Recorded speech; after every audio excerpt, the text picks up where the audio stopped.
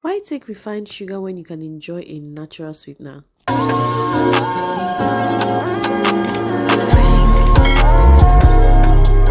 Today, I'll be showing you how I make my date paste and my date syrup using just one ingredient, dates. First off, wash your dates thoroughly. This is to ensure that you remove any dirt or sand.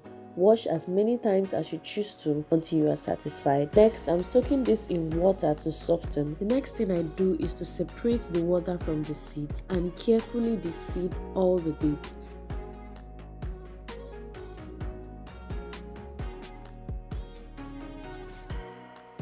I'm going to divide my dates into two parts, one for the date paste and the other for the date syrup. Now for the date syrup, remember the water we set aside. I'm going to use this to boil the dates until they are very soft. Now for the date paste, I'm going to blend the dates with little of that soaking water until it is smooth and creamy.